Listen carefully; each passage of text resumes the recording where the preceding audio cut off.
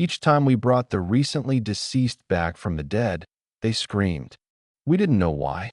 The studies and preparation made sense in theory, and yet they screamed. Every time we injected the serum into a cadaver, it would awaken violently, thrashing if it hadn't been strapped down, and scream until it expired. I worked at a facility, one that specialized in the study of prolonged longevity, death, and the possible resurrection of dead tissue. We had developed a new compound that appeared capable of repairing and regenerating damaged cells back to full vitality. All our tests on animals showed miraculous results.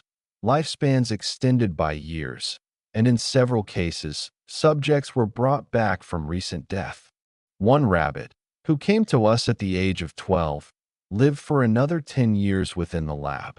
Once we were satisfied with the results, we began discussing human testing. Before moving on to live subjects, we wanted to see if we could bring back the recently deceased. We submitted the necessary requests for cadavers and, after navigating a mess of paperwork and red tape, established a steady stream of bodies kept on ice. The individuals sent to us had died from known diseases and had been marked for scientific use. We tried to ensure that the brain had not fully degraded, so we required the bodies to be no more than a few days, at most a week, post-mortem. The first test was catastrophic. Generally, when we applied the serum to animals, the body would convulse slightly, and, as if waking from sleep, the creature would open its eyes and look at us. One dog we tested even wagged its tail in excitement at the sight of us. But for the first human subject, excitement was the last thing on its mind. We laid the male subject out on a table, modesty underwear placed on them for decency.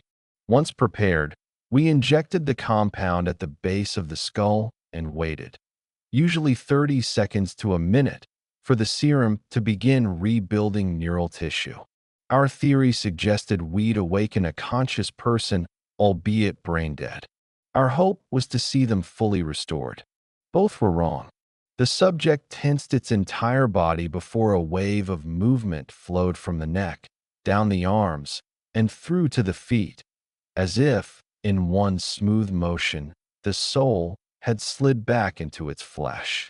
The hands gripped the sides of the table, the head twitched, every muscle fiber firing in chaotic, distorted spasms. His heartbeat began to pulse on our equipment, sending freshly created blood through the body. We watched in stunned amazement as the body took a long, deep breath. We smiled at the results. We did it. Suddenly, it lurched forward, its upper half snapping upright like a sprung trap. Its face contorted, mouth gaping wide, eyes bulging from their sockets, nostrils flared. Then the screaming began. It was a distorted scream, not unearthly, though it could be described as such.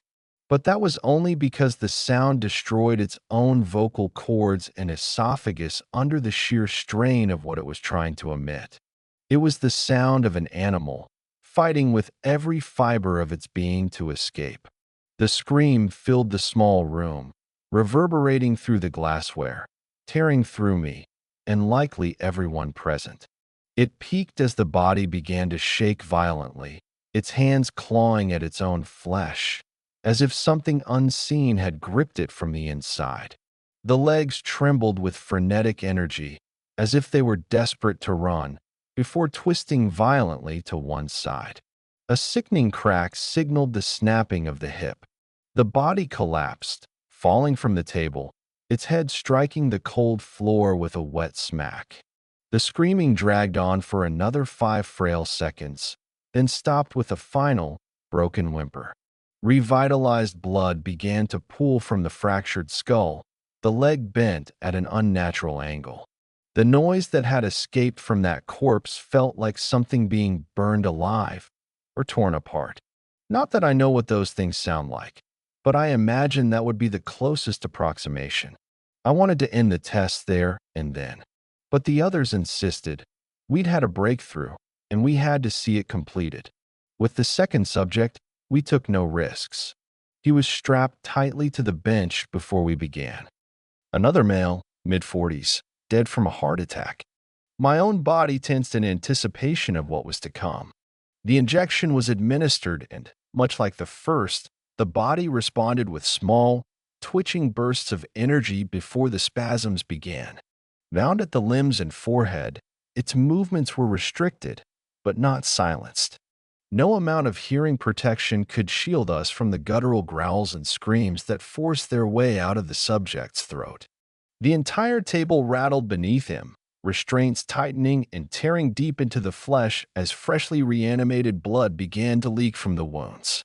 Between each shriek and convulsion, the mouth snapped open and shut violently until the tongue was chewed and torn apart. The subject choked on his own blood less than a minute after revival. We had been instructed to intervene only if the subject could be reasonably calmed. If they expired again, the company would simply supply more bodies and more funding. It didn't matter the sex, the race, the build, the age, the health before death, or how they died. They all came back screaming. After staggering through weeks of what could only be described as unholy experiments, we began testing different methods to sedate and prolong the body's post-reanimation. One attempt stood out. We purposely severed the vocal cords of a cadaver before revival, hoping to silence the inevitable screaming. She was a woman, middle-aged, and already pale from death. When she awoke, there were tears already welling in her eyes, as if her mind remembered something her body hadn't yet caught up with.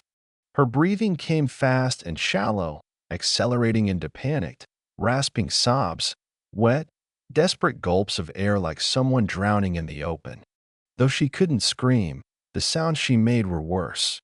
Muffled cries slipped from her ruined throat, each one a garbled echo of agony that sent shivers through every person in the room. The moans of pain, of disbelief, grief, recognition. Her eyes darted wildly, bloodshot and filled with terror, locking onto each of us in turn as if begging for help or mercy, perhaps both. She tried to lift her arms, but the restraints held her down. Instead, she writhed, shuddering uncontrollably, her body convulsing in silent torment. The tears flowed freely now, tracking down her cheeks in trembling rivulets. We had silenced her voice, but we hadn't silenced the pain. If anything, it made it worse, watching her suffer without the outlet to scream. The room was filled with the sound of breath and whimpers, and something else, a low, involuntary whine that came not from her, but from one of the assistants curled slightly in the corner, unable to look. We disposed of the subject humanely. The effect on the staff was undeniable. Conversation shortened, small talk faded, and laughter disappeared entirely. The jokes we once shared over coffee about playing God felt horrific, even dangerous to say aloud. Soon, silence became our default. We spoke only when necessary and only about work. Every day we showed up, ran the tests, documented the results, and went home. No one asked questions. The sense of camaraderie we'd built during the animal trials dissolved. The feeling of triumph, of being on the cusp of something extraordinary, turned to quiet dread. The resignations came quietly, one by one. No formal farewells, just an empty desk the next morning. Their replacements arrived with wide eyes and excitement, but that never lasted long. Due to the confidentiality clauses in our contracts, I wasn't allowed to contact any of them after they left. I never found out what happened to most of them, but I do remember one clearly. James, a close friend of mine. He was quiet in his final weeks at work, barely spoke, barely ate.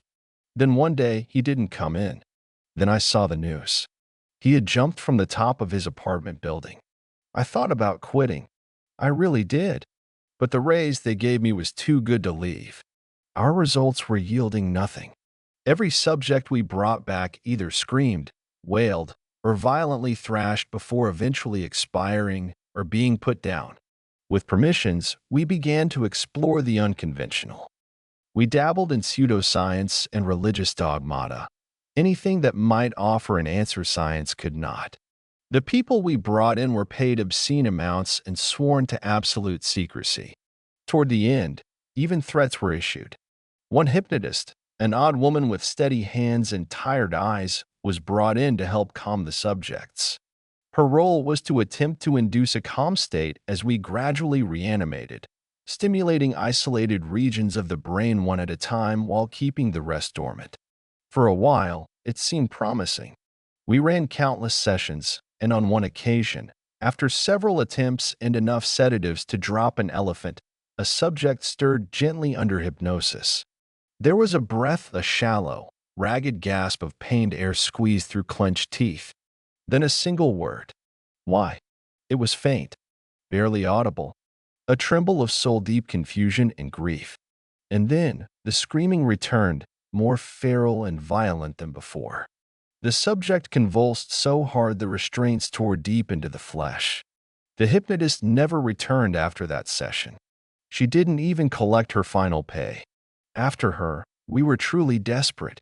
We brought in a priest, an aging man with a cautious demeanor, willing to participate in hopes of finding some sort of answer.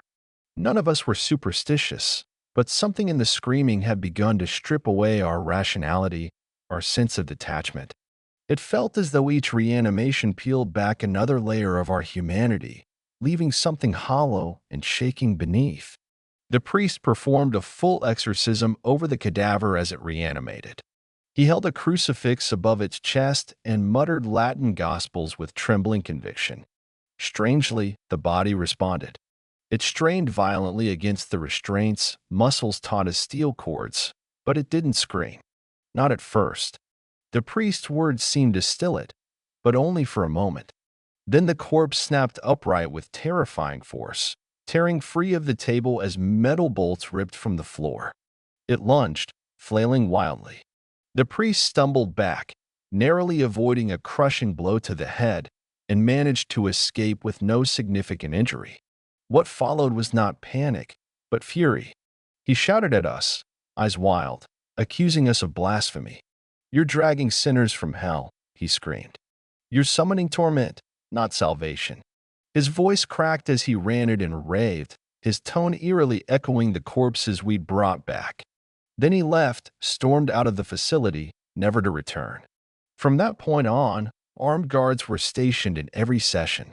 Not that it mattered. The sessions didn't last long after that anyway. For one final try, one more attempt to gain any understanding, we turned away from the mystical and into even more eccentric science. We selected an elderly subject, late 90s, died of natural causes. A quiet death, with no visible trauma. We surgically detached his spinal column from the base of the brain, severing all motor function. The body was essentially quadriplegic, incapable of movement or speech. Only the essential organ connections were maintained. Then, we installed the neural interface, an experimental chip connected directly to the brainstem and visual cortex, linked to a computer in the adjacent observation room. It was programmed to interpret neural signals and convert them into written text. Only a few of us remained by this point. We sat in silence behind the thick glass, monitors glowing faintly in the dim observation room. The only other person present inside the subject's room was the armed guard, now a permanent fixture, with orders to terminate the subject immediately if necessary. We administered the injection and waited. There were no spasms, no strained limbs, no hideous sounds of vocal cords tearing. Just the soft, rhythmic beep of a heart restarting and the subtle rise and fall of a chest-drawing breath.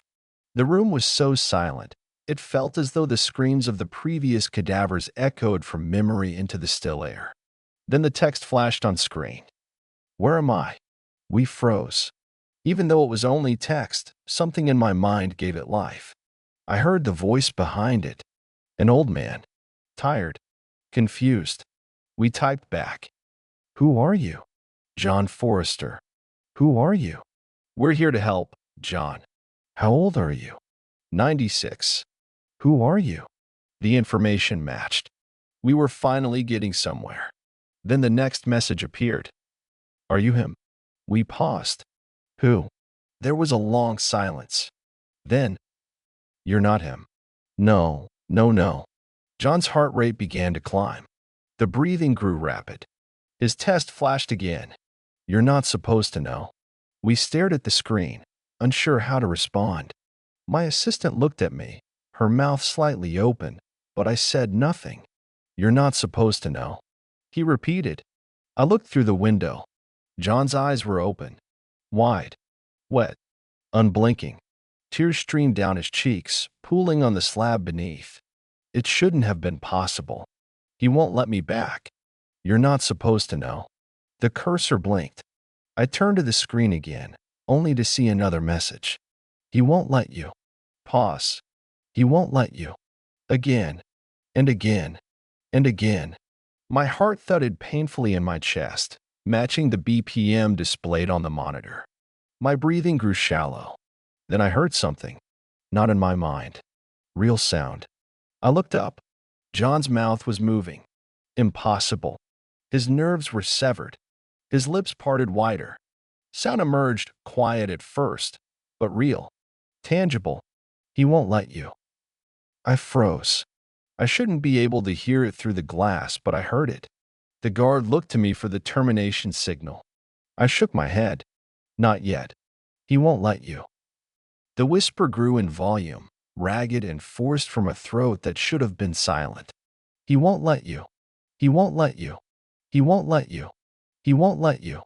He won't let you. He won't let you." The gunshot was final. Absolute.